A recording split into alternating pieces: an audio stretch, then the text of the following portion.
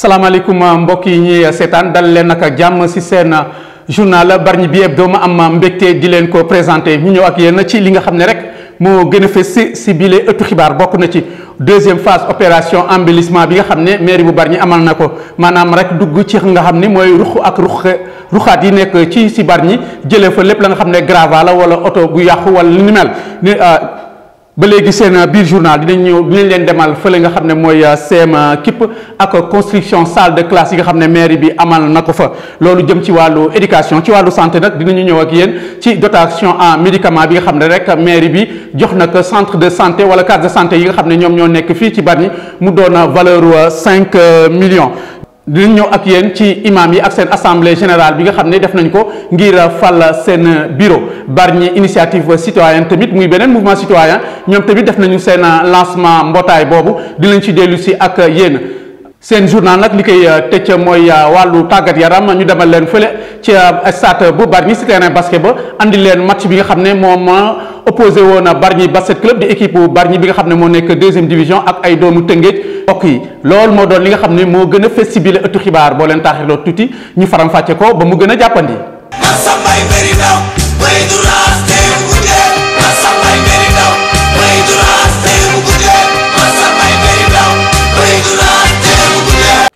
bismillah si seen ëttu xibaar nañ leen ko waxee woon rek ci ponk yi maire bu Bargny attaqué li nga xam ne mooy deuxième phase opération embellissement gannaaw bañ ko amalee ci weeru novembre 2018 2 mai bii passé li nga xam ne ñooy services communaux yi dugg nañu fi nga xam ni rek mooy ruq ak ruqaat Bargny génn fi lépp la nga xam ne grava la wala oto bu yàqu boo xam ni rek da doon gàllankoor dem beeg ak dikk bi. suñu reporter Lamine Seck moo ñu fa teewaloon. set ak setle nekk na taxawaayu équipe municipale bi ñu leen sampee ba léegi depuis 2014. ñu mën ci gis ay exemple yu bëri. ñoo ngi koy dox di ko waxee loolu moo indi taxawaayu mairie bi ci wàllu désencombrement ak embellissement ci deuxième phase bi.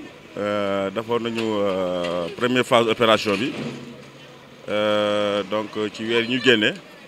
alors tey fi ñu toll. depuis démb donc ñu nekkoon ci deuxième phase opération bi alors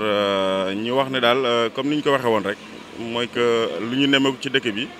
ci wàllu insalubrité wàllu encombrement dafa jéggi dayoo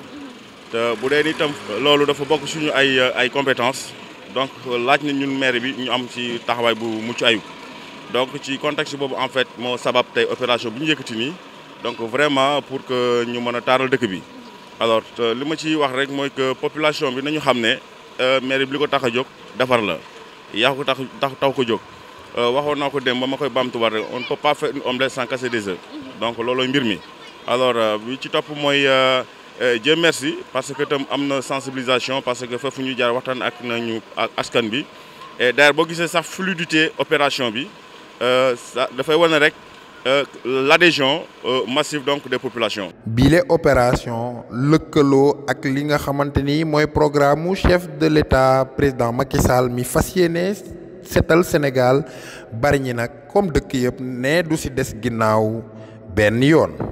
ni ma gisee liggéey bi day moom c'est normal la sax parce que lu ñëpp ànd daal ñëpp dañ ci war a ànd waaye métti na nag métti na trop parce que ñun dañu liggéey suñu bitig bi ci la ñuy suturloowe encore tamit suñu cantine bi si la ñuy suturlooyee ba pare liggéey bi yàggul deux mois rek la dépassé si la mat ay 300 000 parce que dañu jëloon prêt pour liggéey ko pour man see di dunde di si suturloo tey ñu xëy dekk nii métti na nag waaye damay gëm ne itam lii ñëpp ñoo ko bokk du si maire bi du si keneen lépp si gouvernement bi la jóge kon nag man gëm naa ne lii ndogalu yàlla la. may ñaan yàlla tam mayaat ma leneen loo xamante ne mën naa see suturlu suñuy xol tam tooy na trop waaye nag loolu la yàlla dogal du si moom nag du si moom de si gouvernement bi moo indi lii lépp yàlla moo ko dogal man gëm na ma ne yàlla moo dogal lii kon nag dañuy ñaan yàlla rek yàlla may ñu ak wér ak fekke ba ñu mën a trouver beneen solution bu ñu war a mën a war a suturlu ci mali sunu njaboot man daal loolu daal laa amoon ci li may wax merew ma kenn nag merew ma abu merew ma kenn yàlla moo dogal lii rek. bu loolu weesoo askan wi yëpp rafetlu nañu ko lenn rek moo leen xaw a jaaxal ñenn ñi ci ñoom jàpp ne dafa am ay parparloo ci wàllum désencombrement bi ki nga xamante ni mooy maire Abou Seck mu ngi rassurer bépp population di leen wax ni képp ka nga xamante ne yaa ngi nekk ci voie publique bi yoon dina jëfalanteeg yow. éducation wala wàllu njàng ak njàngale ci seen biir journal ñu demal leen fële CM Kipp ginnaaw bi nga xamee ni rek seen ay salle de classe dafa amoon ay yàqu-yàqu yu métti yu fa am loolee tax mairie bi tabaxal leen ñaari salle de classe yoo xam ne yu bees tax lay doon loolu rek bokk ci opération bi nga xam ne rek mooy bâti bi ñuy wax maanaam tabax yi nga xam ne mairie bi da koy amal jëmale ko ci li nga xam ne mooy école yi mu mel ni rek Mbot 2 am na li nu mel CM Kipp tamit comme ni ñu ko waxee woon léegi rek ci seen biir ëttu xibaar ñaari salle de classe lañu fa amal. Lamina Seck moo ñu fa demaloon defal ñu fa bii reportage. nguurug Abou Seck fii ci Bargny nekk na la nga xamante ni éducation gis na ci boppam bu baax a baax enseignant yëpp nangu ko ak ñi nga xamante ne yëpp ñu ngi yëngatu ci wàllum éducation tabax classe defar ay toilettes peinture école joxe ay fournitures scolaires subventionné essai communal subventionné école yi ba pare jàppale leen ci examen yi. bii la yoon nag mairie bi fas yéene tabax ñaari salle de classe fi nga xamante ne mooy CM bu Kipp. jamono bi may wax ak yéen suñ école bi dafa am benn chantier bu fi mairie bi taxawal ngir baaxee ñu ñaari salle de classe liggéey bi sori na lool am nañ yaakaar ne léegi mu pare mais mun nañ biral nit ñi ne salle yooyu buñ pare luy amal njëriñ suñ école bi la. parce que fi ñu toll nii am nañ fi juróom benn salle yoo xam ne dañ leen war a tëj ndax wóoratul élèves yi jàng fa mais fi ñu toll nii boo tëjee juróom benn salle école bi ngay tëj ñett ñi dañ leen tëj donc ñaari salle yooyu buñ pare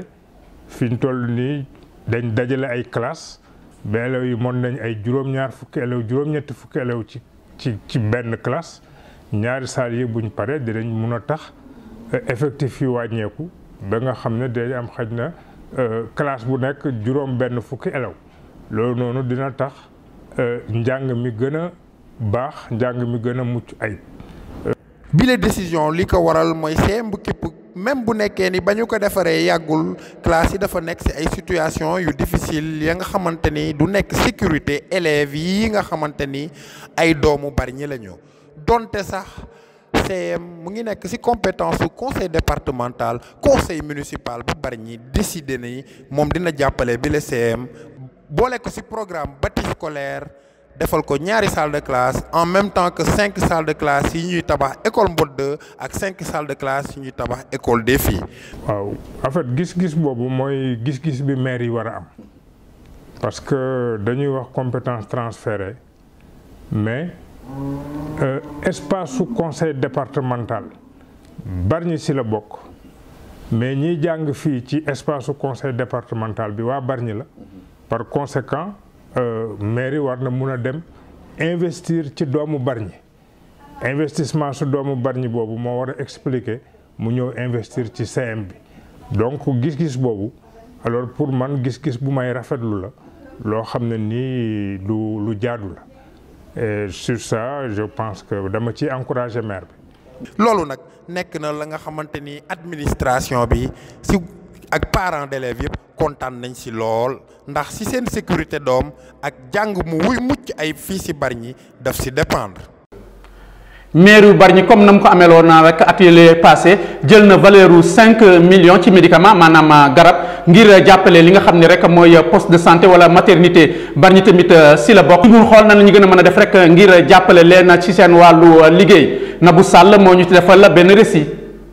feebar faju di mbébétu maire bu Bargny looloo waral mu lëkkaloowaat ak conseil municipal bi joxewaat ay garab ci yenn ci ay bërëbu fajukaay yu ci mel ni poste de santé yi fi nekk centre de santé Ndiaye Diouf ak maternité yi yooyu le garab nag bu ñu ko xaymaa mu war a toll ci 5 millions ci suñu ay koppar jébbal nañu ko ci teewaayu comité de santé yu ñu fi taboon ak ñi jiite wàllum wér-gu-yaram te nekk fii ci commune bu Bargny lañu ca jublu nag du lenn lu dul képp ku am tawat bañ a amati benn jafe-jafe comme ni ñu koy waxee rek la santé avant tout. lii ab formation la ñu jëmale ko ci wàllu multimédia wala rek montage vidéo ki ko amaloon muy benn structure bu ñuy wax NJ te ki ko dirigé rek mooy benn jeune bargnois bu ñuy wax Adia Ngom fi ñu ko ameloon mooy fële ca lycée bu Bargny ngir tàggat rek ay xale yu jógee Bargny wala feneen tamit fii ci Sénégal ngir rek nañ leen di former ci wàllu multimédia suñu reporter te woon na fa. dooraat nañu ñaareel bi yoonu atelier de formation bu soxal wàllum audiovisuel ñu ko doon amalee fële ca lycée bu Bargny. Adi Ngom jiite bi la formation di ñu ci indil ay leeral. daaw ma ñëwoon Bargny sama dëkk def fi atelier de formation bi cette année ma defaat une deuxième édition di loo xamante ne aussi dañ ciy développer 3 filières di Photoshop Adobe Premiere Adobe Audition. Première affaire bi ma njëkk a motiver mooy dañu seetlu fii toutes les jeunes ñi nga xamante ne ñu ngi fi tey boo leen di wax ci multimédia dañuy taxaw di la xool boo leen di wax ci audiovisuel ñi ko xam bëriwul et puis mu nekk nombre bu gàtt loolu par rapport à nombre de jeunes yi ma fi seetlu multimédia bu ñu ko fi wax tey ñi ko fi xam bëriwul ma bëggoon a élargir boobu métier bëggoon a élargir aussi boobu savoir pour que les jeunes ñi yëpp ñi ci mën a bokk wala ñi ci mën a am wërsëg bokk ci tey ñu fexe leen ñu teg leen ci yoonu multimédia yoon boobu di yoon boo xam ne ñëpp ci mën a bokk te kenn du bokkee sa borom yoon et dëkk bi aussi bokk na ci base yi nga xamante ni foofu fii gën a metti la ñu waroon démarrer mooy fi xamante ni kenn xamu ko fa nga jéem ko fa instaurer li gën a tax ñu def ko fi loolu la parce que dëkk bi nekk na dëkk boo xamante ni ñu bëri xamuñu multimédia sortie yi métier yi échange yi ci am yëpp Dakar la yem accès wul d'ailleurs à Rufisque ça des fois il y a des jeunes yoo xamante ni amuñu accès ci boobu information donc il faut ñu andi ko information bi Bargny xamal waa Bargny que ne lii nii métier bu noblesse la et puis mu ñuy wax ne bi la formation dina gën a yombalal ndaw yi seen liggéey. atelier bi nag nekk atelier boo xamante ni ñu ngi programmé woon 15 jours mu nekk atelier boo xamante ni aussi sur les 12 jours parce que samedi dimanche bokk ci sur les 12 jours. am nañu ci le maximum de connaissances yu ñu waroon a mën a dajale pour jox ko les participants mu nekk ay bases yoo xamante ne ñoom bu ñu demee seen kër dinañ ko mën a développer mais aussi nañu mën a continuer seen recherche ñu leen chemin ñu leen tracé pour ñu jaar ci yoon boobu ba à la finale ñu mën a demal seen bopp. perspective yi atelier yi nag bëri na nekk bi ci njëkk ñu bëggoon am fondement fi ñu dëkk di atelier ñu organiser ko fii ci Bargny ñu amaat yeneen opportunité yoo xamante ni ñu ngi ñu fay oo maanaam lu ci mel ni ñu defi ko Touba ñu defi ko Mbour ñu defi ko aussi Yoff wala Rufisque yooyu nekk aussi ay xeeti demande yoo xamante ni dañ ciy jàngat bu baax après ñu xool ana fan la ñuy jëmee atelier bi tey atelier bi perspective yi bëri na tey am na ñoo xamante ni génn nañ ci daaw ren ñu ngi defar seen propre clip wala seen propre affaire wala di liggéey ak ñeneen ci ay structure ñu gën ko ràññee ci yeneen jeunes yoo xamante ni daaw ñu ngi fi woon tey ñu ngi leen di ràññee ci ay structure wala ci ay entreprise mu nekk expérience boo xamante ni jàng nañ ko fi daaw waaye outil la boo xamante ni pour ñu mën a fu ñu dem ñu boole ko seen CV boole ko aussi seen savoir faire. kii di Ousseynou bokkoon ca boobule formation di ko rafetlu te di wax ne gis na ci boppam bu baax.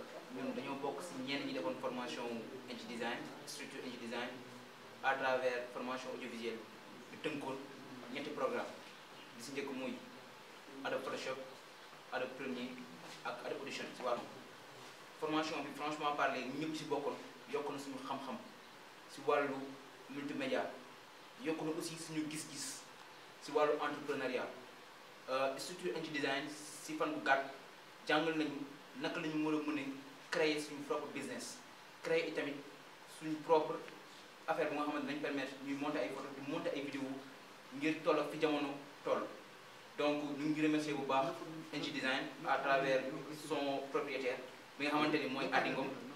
au fait aussi di remercier toute la population bargnoise bi si jàpp mais aussi tous les collaborateurs yi nga xamante ni jàpp nañ si de près ou de loin xam naa ñu leen di gërëm bu baax a baax a baax a baax leen wax ni daaw lañ tàmbali ren mu ñëw ñu yokk déwén incha allah rabbi mooy daax yàlla na fi yàgg am te ñu yàgg bokk yàlla xam-xam bi law yàlla na yàlla guddal fanu Adi yokk xam-xam ñëpp bokkoo. ci wàllu njàng moomu sax la ñuy des ak essai communal tàmm ngeen ko di koy dégg maanaam rek mooy essai bi nga xam ne dañ koy defal élèves yi nga xam ne ñoo war a def entrée en sixième fii ci Bargny ngir ngeen leen gën a mën a tàggat si examen boobu te mu am ay résultats yu am solo yoo xam ne da koy am loolee tax ñi nga xam ne mooy CODEC ànd ci ak commune bi ñu organiser waat benn première phase te dina am beneen deuxième phase ba nga xam ne dina ci am. tey dañu amoon benn journée boo xam ne dañ ko organiser suñu CODEC au niveau de Bargny maire yi waroon soutenir mooy essai dañuy wax essai communal premier essai la ba Sendou tamit si la bokk 6 centre la woon léegi def nañ 7e centre Sendou am na impact si njàngale mi parce que dina mën a booster résultat yi suba parce que te booy liggéey dara war nga taxaw nga xool li ngay liggéey fi nga commencé ak fi nga yem ak fi nga toll ndax baax na lu si baaxul nga jubbantiku waaw te dañu bëgg a impact bi tamit mu wër si Bargny élèves yëpp pour majorité bi Bargny nekk ci kanam am élèves yi la majorité ñu admis loolu mooy suñu mbébét. mais dañuy gis ne tamit loolu baax na si élèves yi parce que premier examen bu ñëwee te tàggatu leen di xaar bu ëllëgee bu ñu demee mën nañoo indi jeexi jaxaseen mën na leen xaw a jaxase parce que foog ñu woon boobu duñ ko miin mais bu ñu xamee ne lii moo indi xaar mois de juin bu ñu demee foofu day yóbbu. waaw war na am 2e essai si bi bu passé bu ñu nattee ñoo pare balaa mag bi ñëw war na am beneen boobu nañ toog la waxtaan ci ñu seet moment bi ak ni ñu koy defee ak ku nekk fan ñu koy defee rek vraiment pour ndimbalu xale yi au niveau des enfants de Bargny. imam ak ulema yu Bargny gannaaw waxtaan ba ñu ameloon seen biir def nañu li nga xam ne mooy seen assemblée générale ngir mën a door rek liggéey bi nga xam ne bëgg nañu ko sumb fii ci Bargny gannaaw élection boobu nag wala gannaaw assemblée générale boobu ki ñu fal rek moom mooy imam Matar Kébé l'homme qu'il faut suñu reporter demoon na teew ci boobu assemblée générale. Comité préparatoire pour l'installation de la dite association amaloon nanu seen assemblée générale fële ci centre socio-culturel El Hadji Ndiouga Dieng de Bargny ci teewaayu imam ak ulema Bargny yëpp kenn ci ñoom dinu ci indil ay leer. Bargny def di dëkku l'islam bu mag njàngu l'islam ak toppatoo l'islam yàgg fi ñu fekk fi suñu ay kilifa nekk ci bi nu màggee tam ci la ñu yëngatu bi ñu demee ba jamono laaj booloo ñu ne nañu dajaloo booloo créer benn association boo xam ne dana dajale borom xam-xam yi dajale ñi nga xam ne ñooy yittewoo affaire l'islam ngir gën a dooleel l'islam bi ci dëkk bi mu participer aussi ci nekkinu nit ñi améliorer seeni conditions sociales. donc ñi fi jeeja tey ñooy imam yi nekk diggante Bargny ak Sendou ak ñi fi nekk ci borom xam-xam nga xam ne mooy mbooloo mi fi daje ñi ñëpp donc ñooñu ñoo daje tey créer benn association tuddee ko association des imams et oulémas de Bargny mu ëmb ñi dëkk Bargny ëmb ñi nga xam ne ñoo dëkk Sendou ak Minam. def nañu assemblée générale bi adapté nañu suñu ay statut tabb nañu comité directeur taxawal nañu aussi bureau boo xam ne bi mooy saytu li nga xam ne mooy doxal mbiru dëkk bi di doon suñu participation ci nekkinu nit ñi. naka noonu daje bi li ko waral mooy dajale imam yi nekk ci diggante Bargny Minam ak Sendou ak ñi nekk fii mooy borom xam-xam yi ñu tuddee ko association des imams et oulémas de Bargny te ñoom li nu bëgg mooy doole l'islam bi fii ci Bargny. toogaguñu waxtaan mais ñun suñu priorité yi gën a rëy mooy nan la ñuy fexe ba njàngin mi ci Bargny ñu gën ko dooleel parce que Bargny dëkk la boo xam ne ñu bari fi la ñu jànge ñi bari aussi fii la ñu jëlee xam-xam dëkk bi ci doxinu jamono mu ngi commencé rafle ci wàllu xam-xam nan la ñuy fexe ba dekkalaat daara yi ba mu nekk ci dimension bi nga xam ne fii la njàngu jamono tollu léegi nga xam ne dafa laaj beaucoup d'organisation laaj beaucoup moyen jàpp naa ne loolu suñu jubluwaay la beneen jubluwaay bi mooy nan la ñuy fexe ba jàkk delluwaat ci ay mission jàkk mooy nan lay participer ci tabax nit defar xelam yokk jikkoom mu nekk citoyen boo xam ne bi day utile ci réewam dinañu jéem aussi nan la ñuy fexe ba créer ay mutuelle à travers waqf yi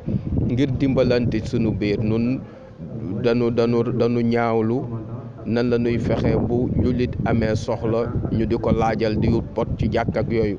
dañuy fexe ba am cadre boo xam ne bi dinañ ci def suñu cadre dimbalante ba nga xam ne jullit boo xam ne bi soxla na dimbalante alors ñu dimbali ko te fekk kenn du xotti ormaam kenn du xotti suturaam à peu près mën nga wax ne yooyu mooy xàll yu mag yi nga xam ne bëgg nañu aussi positionné wu nekk conseiller ci suñu autorités yi ci question yu mag yi nga xam ne dafa jëm ci société yi ñu bañ leen bàyyi rek ñuy jël ay décision politique yoo xam ne yi du delluwaat ci askan bi bu ko defee loolu daanaka mën nga wax ne mooy liggéey yi nga xam ne moom la ñu bëgg a liggéey waa Bargny yëpp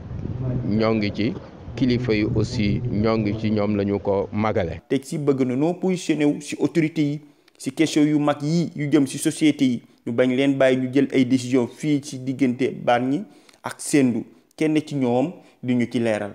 le discours islamique ak loo mën a wax commencé na nekk préoccupation ci société yi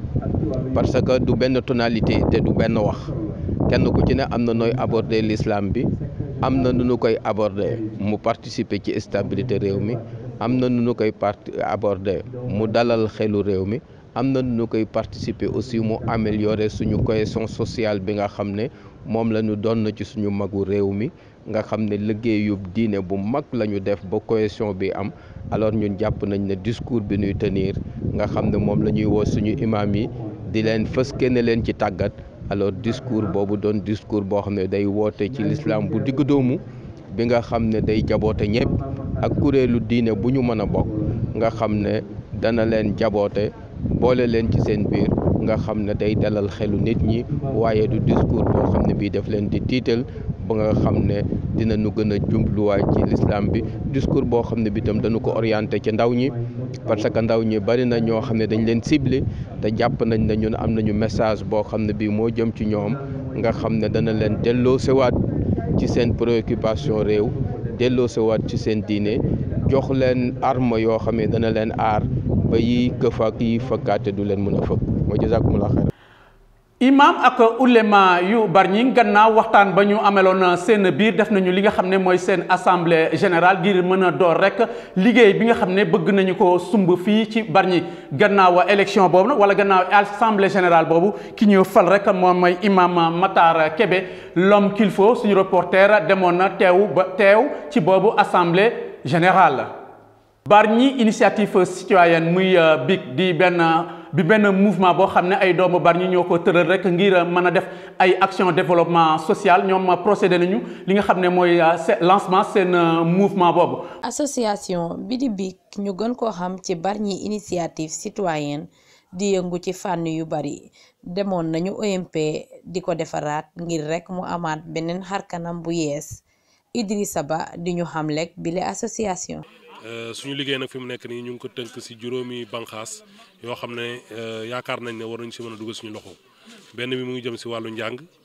benn bi jëm ci wàllu wér-gu-yaram benn jëm ci wàllu koom-koomu dëkk bi benn jëm ci wàllu alam bi benn jëm ci li ñuy wax citoyenneté maanaam tàggat nit koo xam ne dina am yëg-yëg yoo xam ne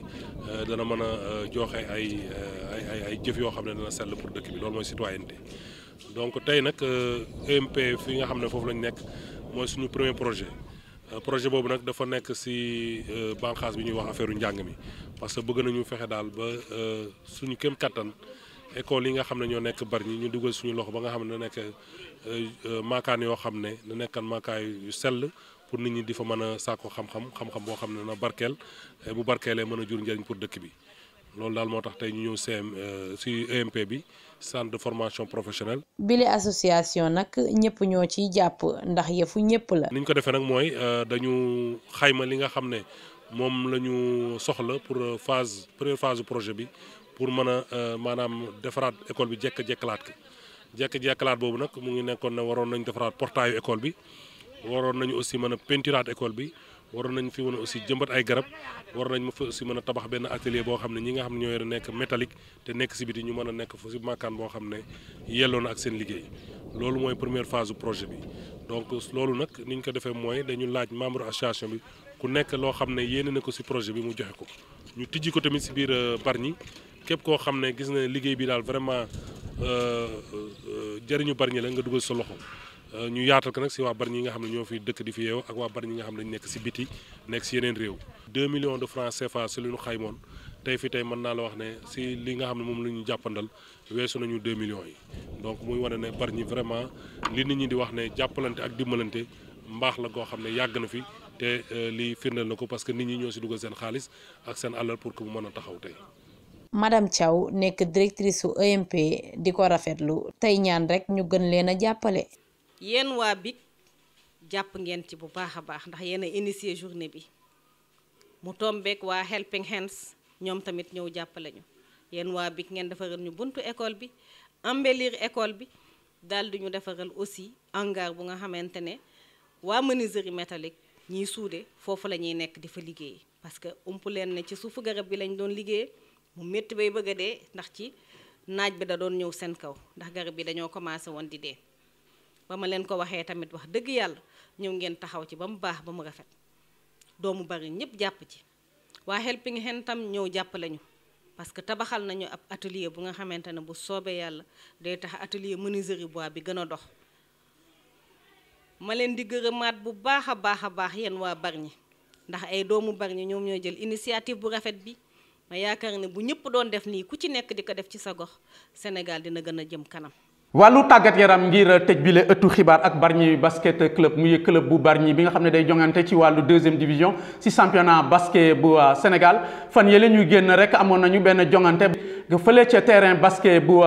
stade bu Bargny gannaaw gi sax ñoom doomu Bargny yooyu ñoom ñoo am ndam ci doomu Tëngéej yooyu l'homme qu'il faut moo ñu toppaloon boobule match.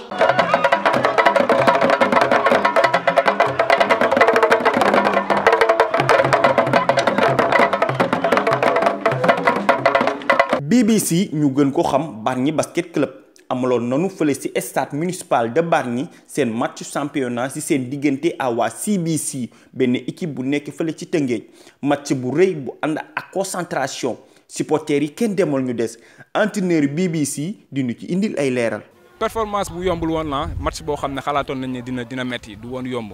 ndax ñaari club la yoo xam ne jege antoo nañ ci géographiquement parlant et puis. ay xarit lañ xamante nañ seen biir moo tax match bi mënul woon yomb c'est vrai au départ joxoon nañ ay tactique de jeu mais gos yi avec euphorie publique beeg yooyu présence publique bi ak seen euphorie xawoon nañoo génn tuuti ci match bi mais alhamdulilah teel nañoo déceler loolu pour dugalaat leen ci match bi. naka noonu ñoom waa BBC li leen tax a jox mooy monter équipe bi en première division te victoire bi doon na ndam lu rëy 48-34. ba tax na président BBC kontaan na trop ci seen joueurs yi ak staff bi ci jàppale gi moom Lamine Seck dinu ci indil ay leeral. damay féliciter équipe bi ci victoire bi mu am nii donc mu doon victoire bu am solo di ci féliciter joueurs yi di ci féliciter encadrement technique bi ak ñëpp ak bureau beeg ñëpp ñiy jàpp ci Bargny basket club. waaw wàllu moyen moom du yomb comme niñ koy faral di waxee lépp mënul mat mais tey jii nii fi ñu toll mooy que ni. am nañu as tuut la nga xamante ne moo ñuy permettre ñu tenir du tee nag liggéey bi dinañ ko continuer parce que dañoo nekk benn équipe groupe ba nga xamante ni mooy bureau bi man rek xëy na ñu bëri man la ñuy gis mais ñu ngi nii sama wet am na ñeneen ñoo xam ne nekkuñu fi ñi di def liggéey bi bëri na te dañoo organiser bu baax a baax ba mën a liggéey wuti xaalis wuti koom-koom teg joueurs yi ak li nga xamante ne mooy staff technique bi ci condition yoo xam ne dina leen permettre ñu mën a atteindre suñu objectif donc loolu ñu ngi ci liggéey bu baax population Bargny ñu ngi ñu ciy jàppale des bonnes volontés ensuite am na ay entreprises yoo xam ne ñu ngi ciy jàpp te ñu ngi ñaan ñu gën a jàpp parce que xale yi gëm nañ ko te mën nañ ci yegg. ba tax na moom entraîneur yi BBC kontaan na trop ci président bi ak joueurs yi nga xamante ne kenn demul ñu des. teg ci aussi kontaan na trop ci supporters yi nga xamante ne def nañu déplacement bi ak ambiance bu rëy bi ñu def ci kaw turbine yi te ñoo ngi leen di xaaraat ci yeneen match yii di ñëw Bargny en première division c'est possible. damay profiter ci remercier président Lamine Seck ak équipe am bépp ndax franchement ñoo ngi ñu jàppale ci fànn yëpp ñoo ngi jàppale équipe bi ci koom-koom pour équipe bi joueurs yi nekk ci véritablement ay conditions de performance te loolu résultat yi moo ngi koy wane alhamdulilah. population bi tamit ñoo ngi commencé ñëw nank di adhérer ci esprit basket bargnois bi loolu nag la ñu gën a bëgg mu gën a yaatu mais ñu ngi ciy liggéey nag ñu ngi ciy liggéey te xam naa ne ci fan yi di ñëw ak ci match yi di ñëw dinañ leen gën a sentir suñu wet incha allah. mbokk yi loolu moo doonoon seen ëttu xibaar Bargny bi hebdo ma leen di gërëm di leen sant ci kóolute gi di leen jox rendez-vous beneen yoon si yeneen information jàmm ak jàmm.